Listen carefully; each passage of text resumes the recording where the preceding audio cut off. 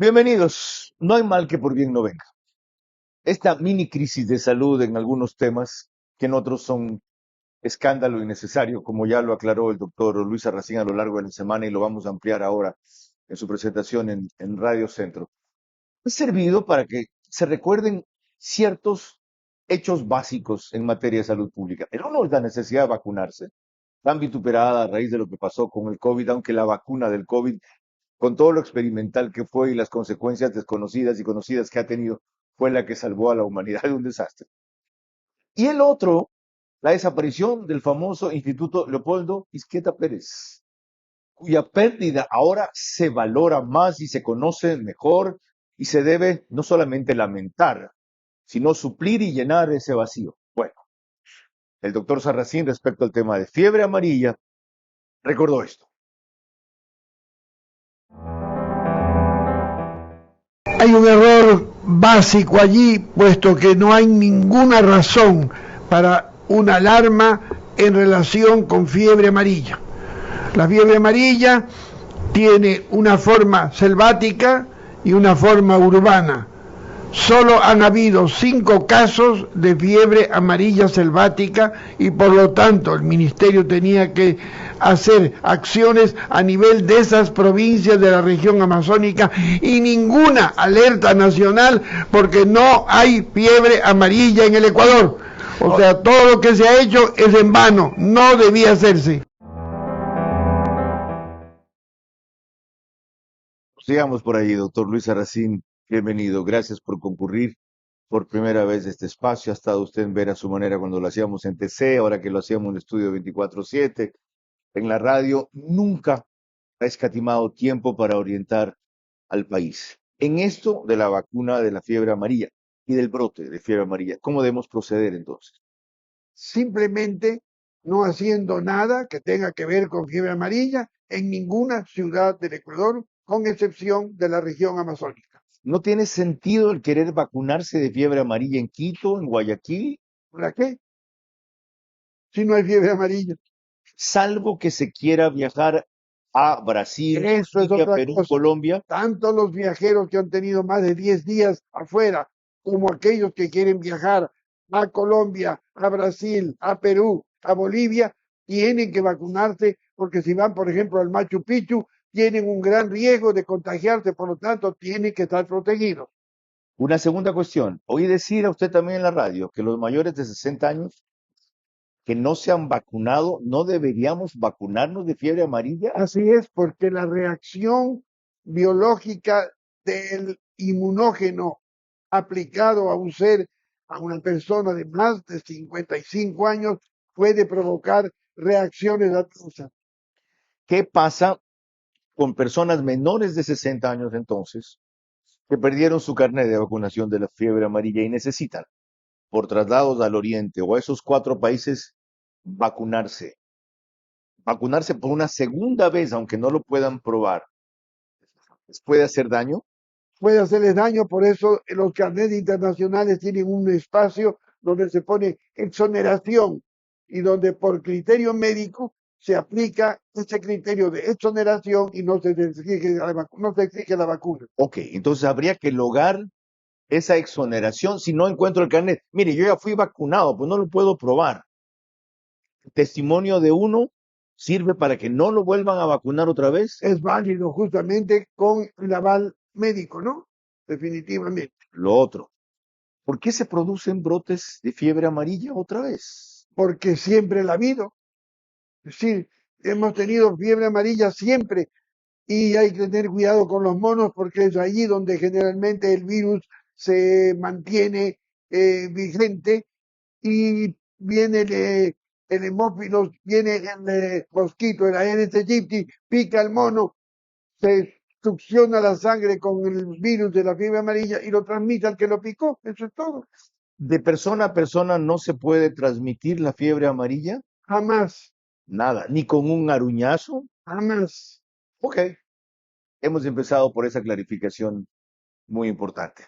Entraremos cuando prosigamos en tosferina, después de la necesidad de vacunación, en el Izquierda Pérez, y concluiremos con la última vez que lo invitamos al doctor Sarracín a ver a su manera, la campaña por la leche materna. van a recordar y ver como él dice, yo hace años o nunca he prescrito un tarro de leche.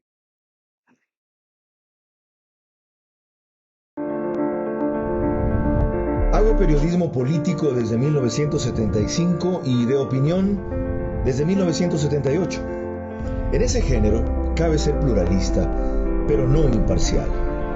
Mi experiencia en la búsqueda de democracia exige dejar fuera a quienes la dinamitan y criticar a quienes la construyen para que el modelo sea veraz. Respondo aquí por lo que opino. Mis invitados por lo que expresan. Nada de eso compromete o representa a este medio. Una entrevista veraz es la mejor forma de conocer la verdad. A eso los invito. Ahora. Este espacio veraz se emite gracias a Pacific Terminal, IES, Instituto Ecuatoriano de Seguridad Social, OX Sport Agency, Banco del Pacífico, CDT Cardio Heredia, Marathon Sports, Bankers Club. Para quienes no lo recuerdan o no lo conozcan, porque hay una nueva generación que desconoce cosas, el doctor Luis Arracín tiene 88 años. Se graduó como médico cirujano en la Universidad de Guayaquil, luego se especializó en pediatría en la Católica de Santiago de Guayaquil. Ha ocupado diversos cargos relevantes, primer director del Hospital de Niños Francisco y Casa de Bustamante en Guayaquil, jefe provincial de salud de Guayas, ministro de Salud Pública durante el primer fenómeno del niño en el 83, donde enfrentó una grave crisis de malaria que afectó a 75,000 personas, implementando medidas como la importación de 400 toneladas de DDT para el control vectorial. Por su columna de Expreso ha sido un constante estimulador y crítico a la vez de políticas públicas en salud, y es reconocido como un orientador permanente en estos temas, aparte de ser recurrido por aquello. Dije que entraríamos en la tosferina, pero antes permítanme recordarles que nos pueden seguir por Facebook y YouTube, de ver a su manera. Estamos también en Extreme TV Cable, que es canal 15 de Vito TV o 709 si prefieren alta definición. En DirecTV llegamos a través de canal 194, corresponde a Manavisión. Señal abierta solo en Manavía, ya es canal 9. A Estados Unidos, por Macro Digital, con gran cantidad de suscriptores ecuatorianos en esa cablera. Nos reproduce en España por Hispasat.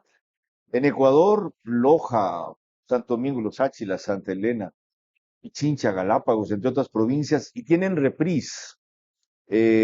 Al día siguiente, 7 de la mañana hora de Nueva York, 8 de Ecuador y 2 de la tarde en España. En radios, las de mayor cobertura nacional del Grupo Canesa, Caravana, 750 AM, Deep Blue, 88.9 FM. En Imbabura, Alborada, 90.3 FM, y el reprise es únicamente en radios por Extrema, 92.5 FM, desde Ambato para Tungurahua y Cotopaxi. Les dije que entraríamos en el tema de tosferina, y para eso, este breve reportaje de contexto.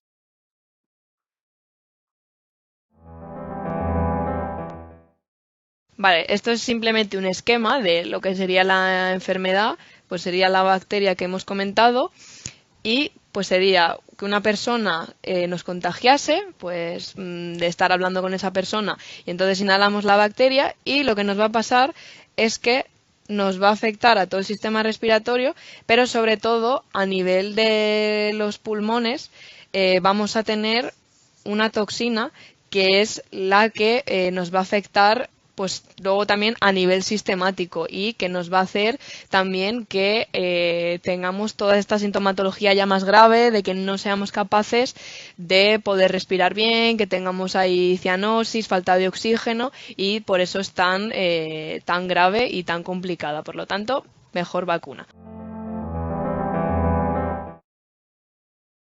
Tan grave y tan complicado. ¿Puede ser mortal la tosferina? Puede ser mortal ¿Cuándo? cuando se disemina en forma intensa y el agresor ingresa al organismo en un volumen importante. A veces el agresor ingresa en un pequeño volumen y da una tosferina moderada o leve. El agresor está masificado y hace una tosferina grave o mortal. Entonces la detección temprana sería la clave.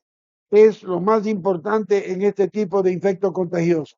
Pero lo grave es que se pueden confundir los síntomas. ¿Cómo saber que los síntomas preliminares corresponden a tosferina o no? Fiebre, dolor del cuerpo, tos. Básicamente las pruebas de laboratorio, sobre todo el análisis de esputo para obtener presencia del Haemophilus pertussis, y que eso aseguraría el diagnóstico. Apenas hayan síntomas, habría que hacer esa prueba. Por seguridad, en este momento, por las circunstancias epidemiológicas, no es que eso debe hacerle cualquiera en cualquier época, pero ahora sí se justificaría por los hechos que se están dando en la localidad.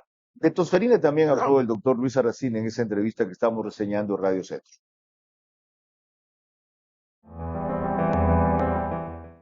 Esa parte sí es muy importante porque hace referencia a la tosferina, y definitivamente los más de 300 casos que se han presentado revelan, como lo dijo hace un momento Luigi Martini, Alfred Hitchcock no podría hacer una película de terror como lo que le ha pasado a la salud ecuatoriana, porque él caería muerto del espanto antes de filmarla. El haber roto con la existencia de quien nos producía vacunas, Instituto de Higiene. Me dirán a mí que una camiseta Pinto puede ser más cara que una Tommy Hilfiger. No, señor. Las que hemos hecho aquí, nosotros, las vacunas han sido de un costo baratísimo.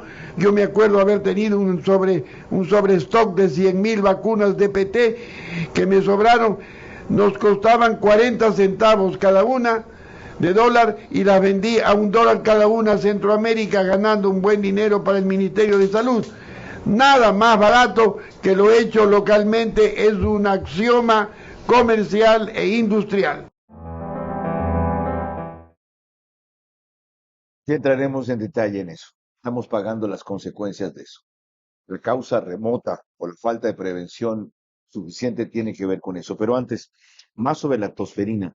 Yo creía en mi ignorancia, porque fui vacunado contra esto, de lo que recuerdo, mi mamá me contó de chiquito, que esta es una enfermedad que había desaparecido.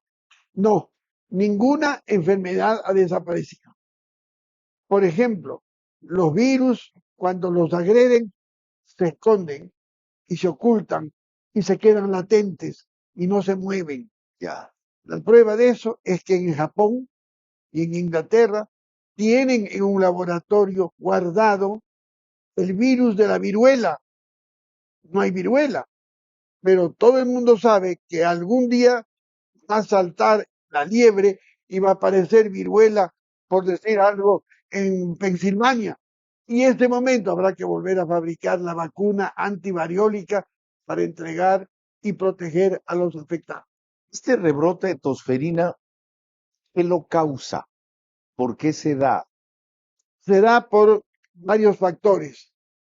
Primero, porque al no haber Ministerio de Salud, se rompió el proceso de vacunación nacional que venía siguiéndose religiosamente con el PAI, que era dirigido por Nancy Vázquez, con un banco de vacunas espectacular, uno de los mejores de Sudamérica, aquí en Guayaquil, dirigido por Fátima Franco, y por lo tanto, al tener que importar vacunas, unas veces llegan, otras veces no llegan, y estos periodos de silencio provocan un rompimiento de los esquemas que es fatal para las personas que deben recibirlo.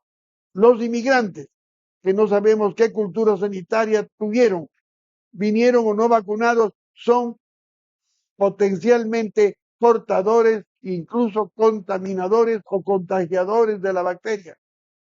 La parte de nutrición que hace que la inmunidad se reduzca por las condiciones de medioplasia estructural del individuo por sus carencias, todo eso ha facilitado el brote o la reaparición de la tosferina. Pero sí se dio cuenta de lo que usted dijo como primera causa.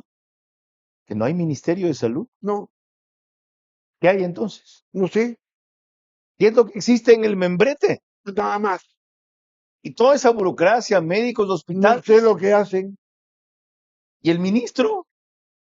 Bueno, el ministro actual es una persona que tiene mucho entusiasmo de trabajar y poco tiempo. Pero los anteriores, un fiasco total, tipos con membrete que no sabían dónde estaban parados. De PhD para arriba. Eran No sé si PhD o HDP, cuál de las dos cosas sea lo que conviene decir, pero lo importante es que el ministro no necesariamente tiene que ser un médico o una médica, tiene que ser un conocedor de la geografía sanitaria del Ecuador, y eso en parte tiene que ser un salubista, y al no haber habido ministros con esas características, el ministerio está en condiciones de obsolescencia. ¿Qué es conocer la geografía de salubridad del Ecuador? Por ejemplo, me dijeran a mí qué parte importante quisiera usted atender, bueno, le diría yo, en Ayanquila, Sancucho, a 3.700 metros sobre la falda del Chimborazo, no tienen agua, toman agua de las acequias. Por lo tanto, hay por lo menos que ponerles un sistema de agua intubada, que no es potable, pero definitivamente es una mejor agua. Por ejemplo, Wow. Ok.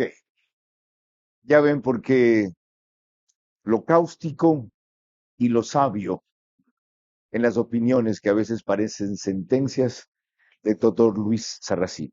Cuando volvamos, exploraremos lo que les dije, la triste historia de Lisqueta Pérez. Pero cuando comencemos, el ministro de Salud que él citó, que en verdad apenas tiene 2 meses, y cómo en sus declaraciones en mi programa de radio le atinó una semana antes de que se produjera. Recuerdo que todos los sábados a las 22 horas llegamos a usted, gracias a quienes hacen posible este programa: Banco del Pacífico, Marathon Sports, Cardio Heredia, OX Sports Agency, Pacific Terminal y el Instituto Ecuatoriano de Seguridad Social, que el jueves reveló los montos pagados a la clínica Alcíbar, con la cual han estado en disputa, y el Bankers Club, desde cuyo piso 33 emitimos. A propósito de los bancos pagos del IES, ellos han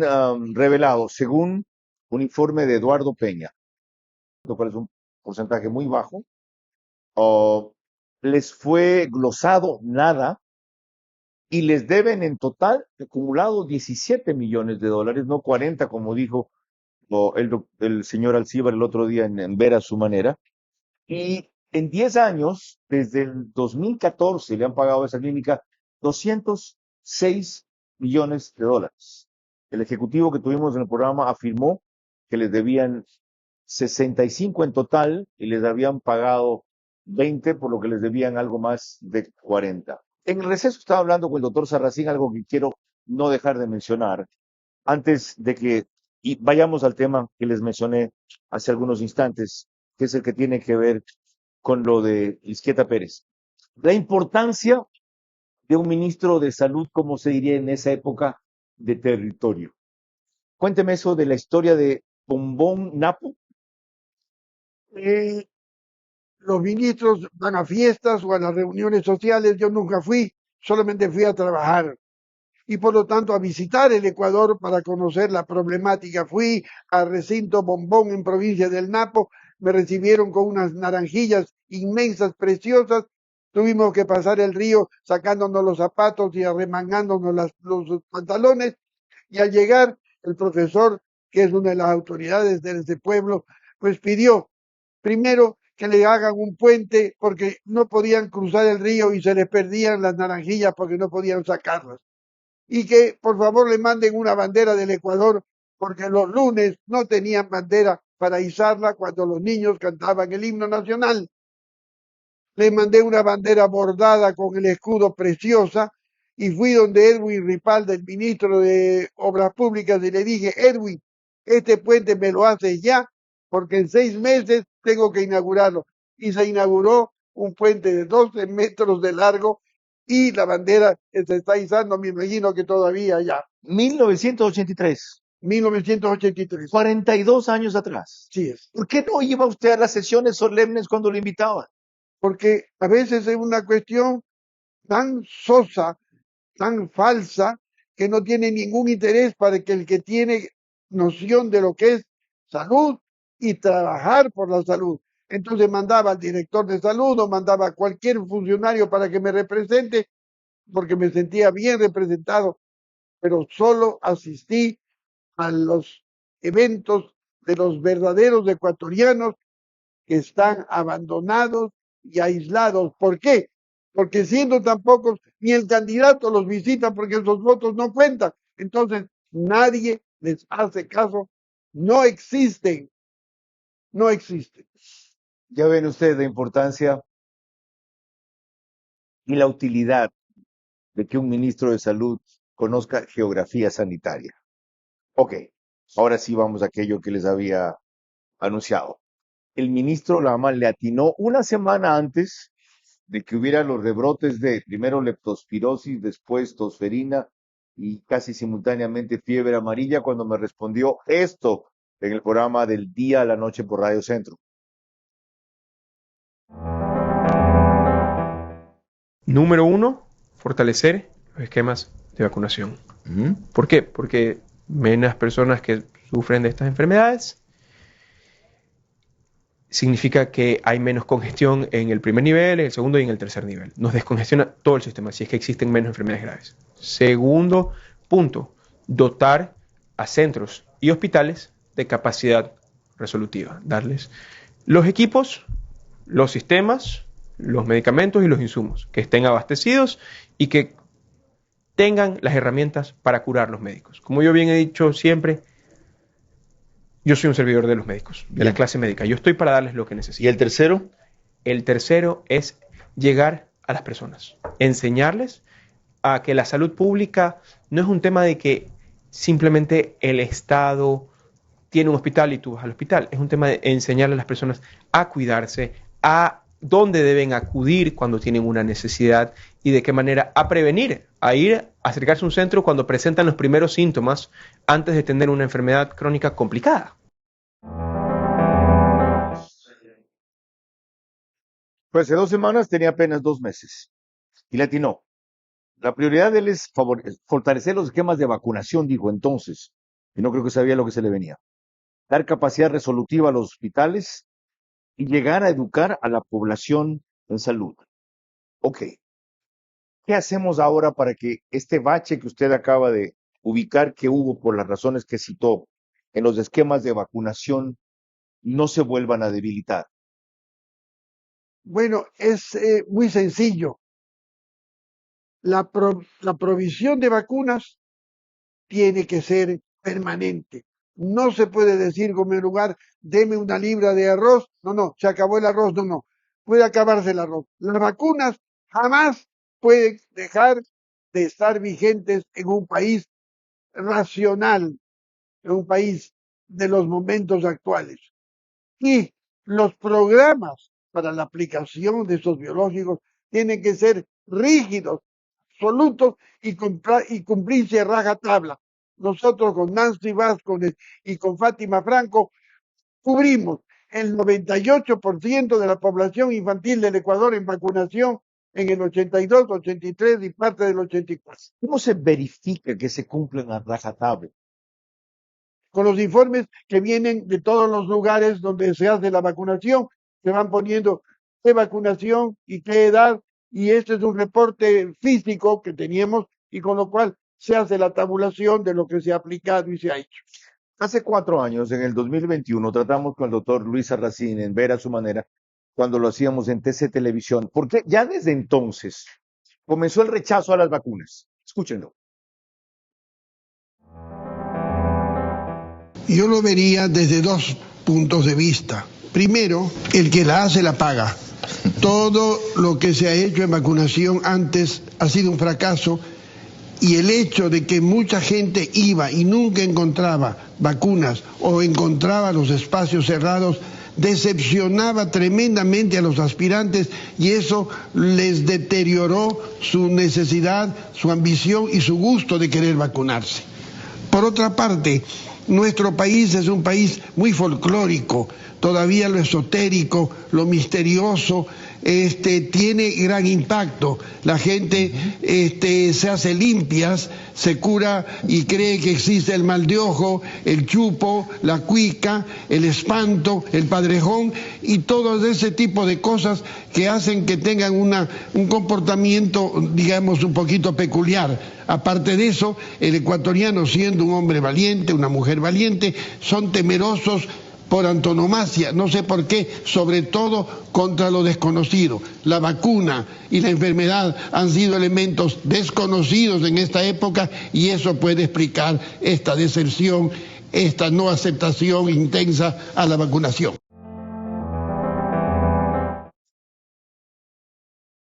Cuatro años atrás, vieron el título del programa, ¿por qué no se vacuna la gente?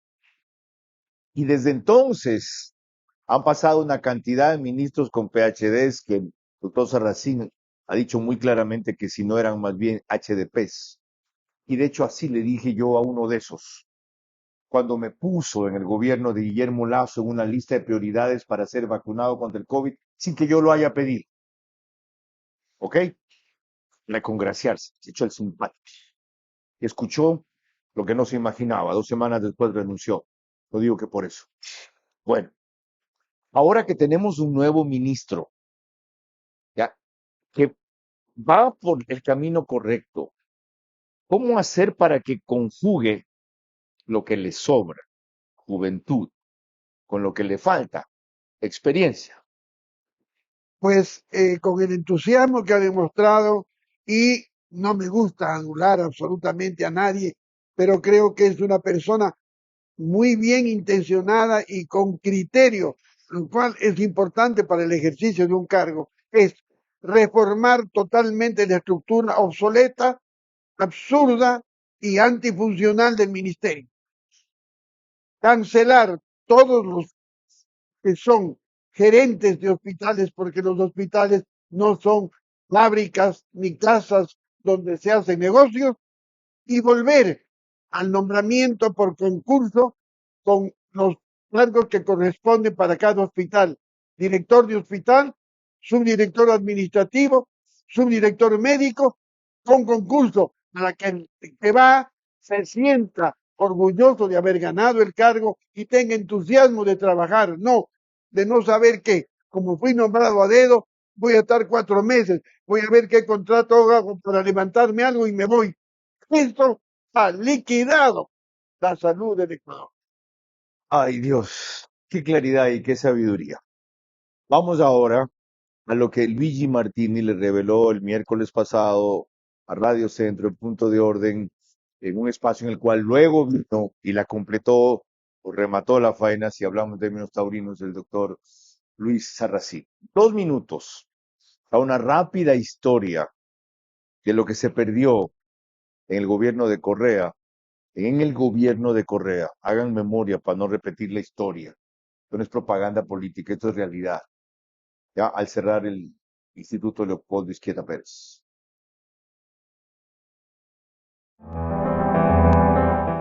Tenemos varios años en defensa de la institución. A la institución la defendíamos en el gobierno del presidente Correa y fuimos enjuiciados por terroristas, hasta que terminó eliminándonos con la famosa decreto 813 de renuncia obligatoria, en donde salimos alrededor de 700 personas del Instituto de Higiene. El Instituto de Higiene contaba en ese momento con 800 trabajadores a nivel nacional, con sus 38 laboratorios, y habían alrededor de 200 contratados. Salimos 700, casi 700. Se gastaron 40 millones de dólares para poder eliminarnos del trabajo. A cada trabajador del Código de Trabajo le dieron casi 100.000 dólares. A nosotros los profesionales casi 50, cosa que despilfarraron 40 millones para destruir el primer centro científico del Ecuador. El Instituto de Higiene ya teníamos allí 72 años. Funciones desde la creación, registro y control sanitario, producción de biológicos, investigación y docencia, la red de laboratorios. El instituto funcionaba, era un lujo para el Ecuador, era reconocido en el mundo las publicaciones científicas del instituto. Personal de larga data, personal científico trabajando ahí 30 años, que realmente fuimos humillados, vapuleados, sacaron con policía, invadían los laboratorios con piquetes de policía y cosas como esa. Despreciaron al científico, despreciaron la experiencia por pensar hacer algo nuevo. Son corrientes que tienen esos tipos de gobiernos que con ellos comienza el mundo y comienzan a hacer instituciones y dividen al instituto realmente en tres, en INPI, en ARSA y la famosa Infarma, empresa pública farmacéutica que realmente costó 25 millones para ser eliminada también, cosa que estamos hablando de 25 millones de Infarma más 40 del instituto, 65 millones para destruir la salud pública del Ecuador, y eso es lo que nos está causando los muertos que estamos viviendo. Qué bien resumido, ¿no? Yo recuerdo el asunto y me siento en parte culpable porque el ataque era por tantas partes que no había manos suficientes para coger el techo que se te venía abajo.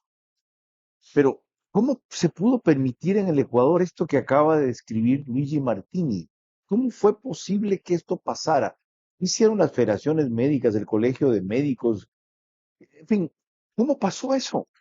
Bueno, respecto al presidente Correa, no puedo decir exactamente su capacidad como economista, pero como autoridad de la nación y presidente, pues un ignorante completo, un fracaso, una basofia humana, porque él sabía perfectamente bien que, habiendo sido creado el instituto por decreto del Congreso ecuatoriano, un decreto presidencial no podía abolirlo o modificarlo, sino que tenía que ser otro decreto congresil o un decreto de la Asamblea para que tenga valor jurídico. Por lo tanto, el decreto 1290, con el cual Correa mata al Instituto de Higiene, es un decreto inconstitucional, arbitrario y por lo tanto inejecutable,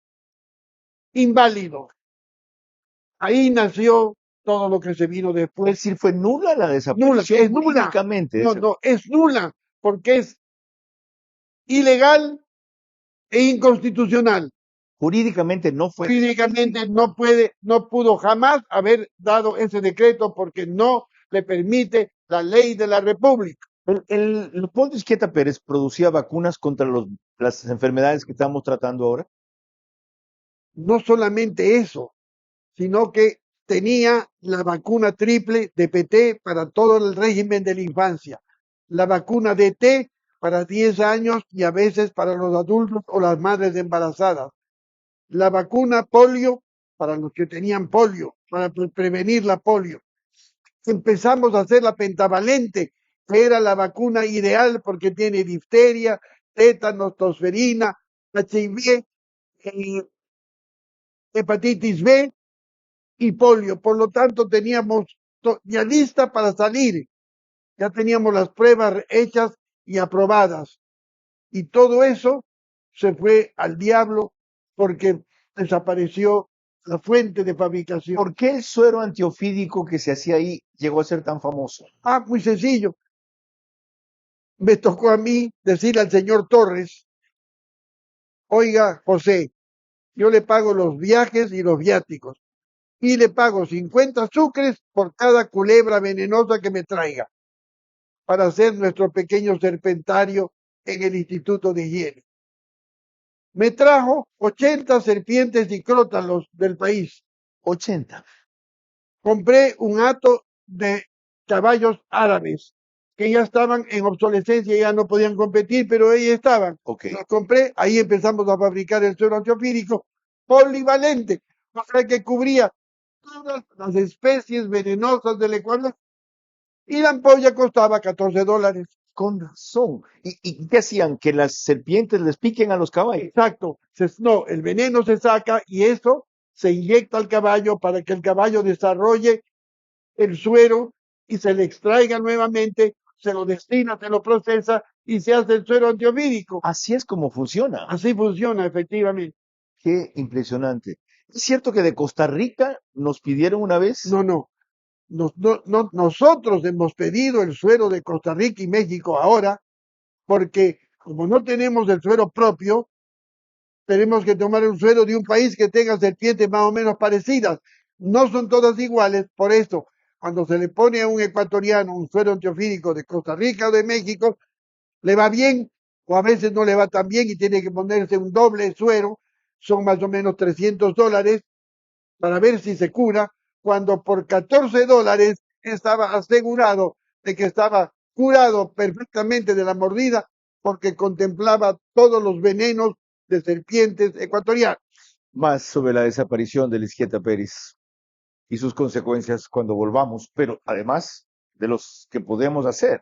¿Se lo puede rearmar otra vez?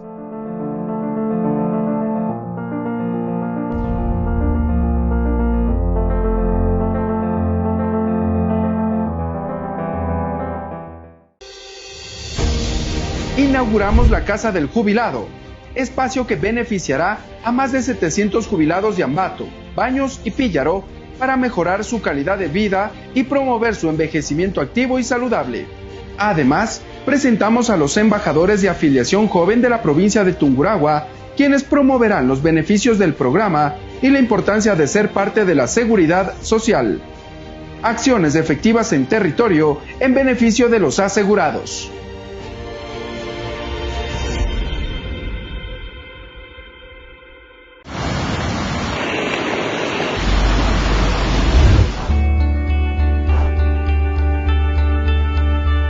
Por más de 5 décadas he sido testigo de muchas cosas. Y créanme, no hay nadie que sepa más que yo que salimos porque salimos. Vas a salir de esto. Vas a volver a abrir.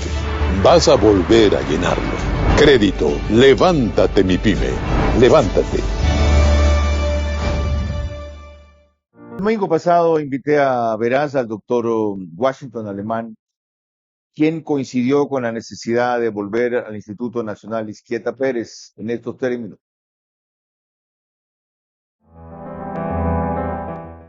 El país debe de volver a poner los ojos a instituciones en donde fabricaban vacunas en el país.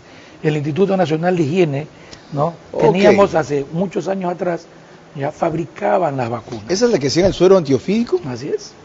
Que nos pedían hasta la fórmula de Costa Rica. Así es. Fue premiada en Francia. ¿Qué otras vacunas se hacían aquí? Prácticamente haciendo toda la parte pediátrica, ¿no? La triple, la doble, la BCG. ¿Se hacían aquí? Claro. Su calidad, el suero antiofídico nuestro, probablemente fue premiado debido a la calidad que tenía para combatir todos los accidentes antiofídicos. Pero aparentemente hubo hace meses una apertura simbólica de Lisqueta Pérez, ¿verdad? Es lo que sabemos. No hay producción todavía. Lo que hay que hacer es que funcione. Exactamente. Esa es una de las conclusiones.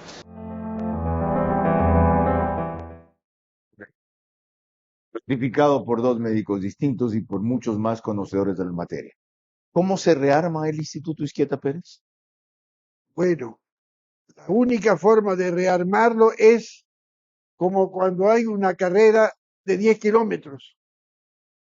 Están los que quieren correr, por lo tanto, lucirse y actuar. El individuo en la partida alza la bandera y la baja, y todos salen corriendo. Hasta la llegada hay un tiempo. Pues eso es lo que hay que hacer. Necesitamos el banderillero que baje la bandera y diga: se reabre el Instituto de Higiene, queda abolido el decreto 1290, adelante. Y ahí comenzar con un veedor que sea un profesional con mucha experiencia, que se rodee igualmente de profesionales de valía y se comience, como en el Lego, a rearmar las partes de lo que quedó, restituir lo que ya no sirve para ver en qué momento puede lograrse la funcionalidad absoluta y la rentabilidad completa como institución. ¿Tiene sentido práctico o estamos queriendo volver a eso por nostalgia, por reivindicación, pero no por pragmatismo? No, la nostalgia, carajo, no tenemos nada que hacer con eso. pragmatismo absoluto, necesidad esencial, vital para el Ecuador tener otra vez funcionando el Instituto Nacional de ¿No Higiene. es más barato importar vacunas y tener un stock suficiente para que no pase otra vez lo de ahora? No, porque nadie, en primer lugar, hace una buena programación de importación. Segundo, los que fabrican en el exterior le pueden decir, sí, pero no tenemos el lote fabricado todavía, espérese 3 meses. O le dicen, no, esta vacuna por los problemas de tránsito aéreo y de los costos ya no le cuesta unos 50 la dosis, sino 3.20. Y usted tiene que estar esclavizado a lo que le den los de afuera para ver si logra tener lo que necesita cuando tiene todos los elementos necesarios para fabricar todo lo que necesita en su tierra a un costo bajísimo. Fíjese cómo es posible, no es romántico, pero sobre todo es necesario. Los revolucionarios que hablaban de soberanía alimentaria, ahora podrían hablar de soberanía sanitaria. Un pequeño punto. Claro. La doctora Rosario Zambrano era la jefe de rabia. La productora de rabia del Instituto Pasteur vino a Guayaquil y un perro le mordió en el suburbio y salió corriendo. Casi se muere. Yo le dije que podíamos prepararle un container con la vacuna ecuatoriana. Dudosa, hizo el periplo. Cuando llegó a Francia, al mes me escribió diciendo, doctor, con absoluta duda me puse la vacuna fabricada en el instituto. Quiero manifestarle que el potencial inmunogénico de su vacuna es uno de las mejores del mundo. Atentamente, Odile Soville, 1981. Extraordinario. Con más, volvemos enseguida.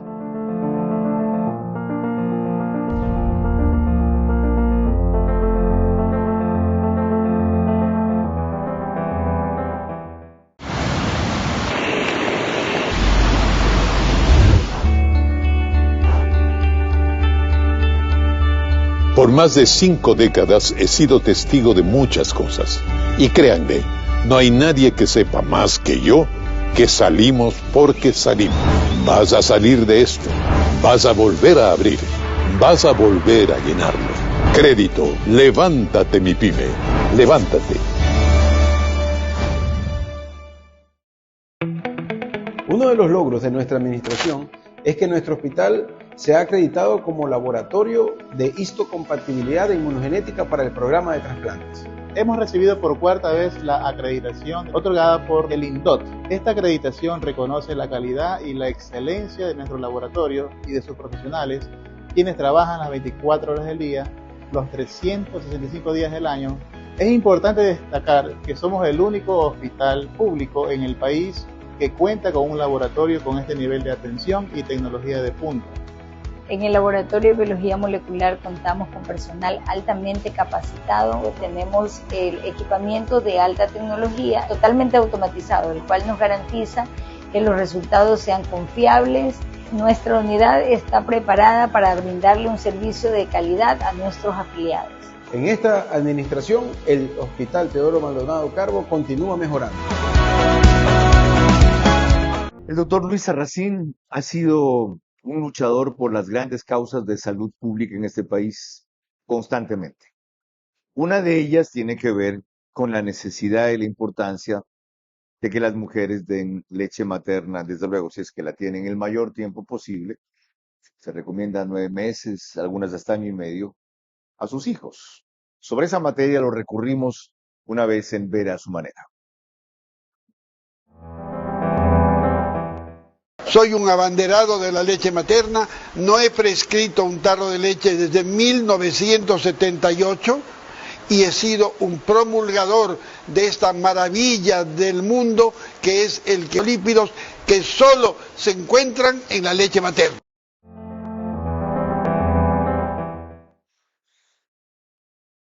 Partiendo de esa convicción, ¿cuánto tiempo dar el seno? El seno se lo puede dar hasta cuando le dé el deseo o la gana a la mujer o quiera tener el niño o quiera beber el niño o la niña. Tengo la esposa de un exalumno mío, Mario Seno, no se va a resentir si lo menciono aquí. que le dio a su hijo 5 años el seno. La calidad de IQ que tiene ese muchacho es espectacular. ¿Por qué? Porque ahí en la leche materna hay 2 elementos, los fosfogalactolípidos, que solo desarrollan el cerebro. Por eso la vaca, el ternero, camina inmediatamente casi que nace. El ser humano, no. Año 2 meses, año 4 meses. ¿Por qué? Porque el organismo está orientado hacia el desarrollo cerebral, no hacia el desarrollo muscular. Entonces venimos aquí a la pregunta, ¿para qué tengo ojos? Para ver. ¿Para qué tengo manos? Para palpar. ¿Para qué tengo senos? Para dar de lactar a los que tenga como hijos, no para exhibirlos en el show de ni sé quién o de ni sé cuánto, a un vestir provocativo donde se ve la mitad o se ve todo, pero no importa, no. Eso no es la finalidad de los senos, es de lactar. Somos mamíferos que tenemos las mamas para dar de lactar.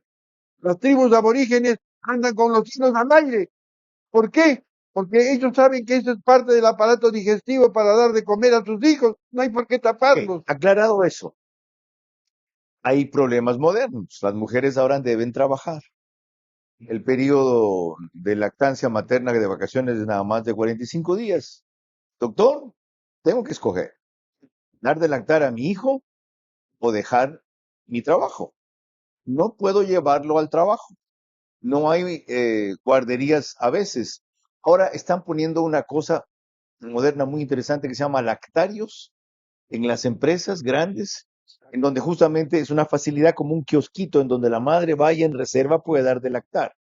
¿Qué le responden a las que dicen, sí, me parece muy lindo lo que usted dice, pero me quedo sin empleo? No puedo responderles nada porque tengo que actuar también con criterio y no puedo sacrificar la estabilidad de un hogar por un principio que, siendo válido, absoluto y universal, pues por circunstancias sociales, económicas, industriales, etcétera, comerciales, no lo puedo aplicar. Tengo que resignarme a que no se cumpla ese propósito mundial y maravilloso de dar de lactar por estas circunstancias. Nunca me olvidaré en un congreso que tuve en Pittsburgh, cuando la profesora vino a dar una charla y llevando al pequeño. Entonces hablaba y le proyectaban y daba de lactar mientras nos daba la clase. Pittsburgh. ¿Ya? Entonces ella dijo, cuando le dijimos, pero ¿esto es maravilloso? No, dijo, esto no es maravilloso, es simplemente una oportunidad que yo quiero tener para sentirme mujer, para sentirme un ser humano. Maravilloso. Pittsburgh, si no me equivoco, es Pensilvania. Pensilvania. Ciudad industrial, ¿verdad? Ya, famosa por eso. Bueno, ahí estudié también con el Instituto Mundial de Periodismo, el World Press Institute. Cuando volvamos, las conclusiones de esta esclarecedora entrevista con el doctor Luis Sarracín.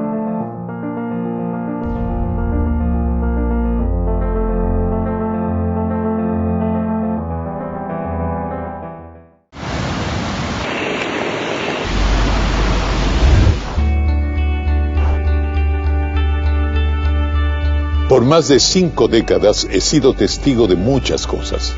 Y créanme, no hay nadie que sepa más que yo que salimos porque salimos. Vas a salir de esto. Vas a volver a abrir. Vas a volver a llenarlo. Crédito. Levántate, mi pyme. Levántate. Vomitaba bastante porque me llenaba a veces de toxinas. Un día estás bien, un día no estás bien. Cuando uno entra a hemodiálisis, a mí realmente yo dejé de orinar. 22 horas. La fiebre amarilla siempre estaba presente en lo que se llama la cuenca amazónica. Tiene que picarte un mosquito, que es el Aedes, si tú estás infectado, y ese mosquito picarle a una persona que transmite el dengue. Así es. De lunes a viernes y domingos. Y la Revolución Ciudadana desde el año 2017 ya viene con techos que no han podido ellos, producto del lastre que se convirtió el expresidente y prófugo de la justicia Rafael Correa, dejarlos a ellos ganar en el poder. Entrevistas que hacen historia. Este no es un cambio constitucional para hacer un traje a la medida del nuevo gobernante. Este es un cambio que sirva para que se armonice el país el conjunto social y que se desarrolle caminando hacia la modernidad. Y preguntas que abren caminos. Este problema que tiene Manabí con agua, Bahía es solo un caso más. ¿Tiene sentido hablar, después de todo lo aprendido, de restablecer algo equivalente al CRM? Vera a su manera. Lunes a viernes y domingos a las 22 horas. Por Facebook y YouTube. RTU. Radio Sucesos 101.7 FM. Vito TVO, Extreme Canal 15 y 709 HD. Manavisión Canal 9, Manaví DirecTV 194. Radio Centro 101.3 FM. Final de esta entrevista con el doctor Luis Sarracín Dávila, que la verdad ha sido un compendio histórico y práctico de temas coyunturales y estructurales que tienen que ver con salud pública. Okay. Volvamos a los dos males del momento y uno que no hemos tratado, la leptospirosis. ¿De dónde viene esta cuestión? Bueno, es una enfermedad transmitida por roedores, generalmente por ratas. La orina de ratas contamina el agua y viene la leptospirosis que ataca básicamente algunas vísceras, sobre todo el hígado, por eso se llama leptospira icterohemorrágica, porque provoca ictericia, hemorragia que puede ser fulminante, y por lo tanto pues es por una contaminación de agua por orina básicamente de roedores. Ok, por eso se llama una enfermedad zootónica, es decir, es transmitida por animales a personas. Exacto. Lo otro, ya a nivel mundial hay una campaña ahora fuerte contra todo tipo de vacunas, sobre todo contra las que se usaron frente al COVID, porque nadie dudó nunca de que fueran lo que fueron, experimentales. Y nada menos que el secretario de Salud de Estados Unidos, el hijo de Robert Kennedy, periódicamente lanza información y promete una completa, demostrando que esto es parte de una campaña del Estado oculto, además, como le llaman ellos, de fuerzas que quieren despoblar el planeta como forma de interpretado y aplicado para justamente disminuir la población mundial, porque jamás se le ocurriría a alguien consciente, honesto, veraz, correcto, aplicar a alguien un producto del que no sabe cómo vino, cómo está y qué va a hacer. Esto es una aberración en materia de inmunización. Y eso es lo que hicieron con la vacunación para el COVID. Que el burro sopló la flauta, bueno, ayudó en algo, pero las consecuencias mundiales de esa aplicación se irán viendo cada día y demostrarán el horror que fue esa vacunación con un propósito, entre comillas, dudoso, de evitar mortalidad y mejorar las condiciones frente a este ataque de un virus cuyo origen todavía no ha sido establecido. Wow. Que un hombre de su experiencia y sabiduría respalde esa tesis me sorprende. ¿Qué hacer frente entonces a nuevos intentos de vacunas así si el COVID de brota u otro mal parecido aparece?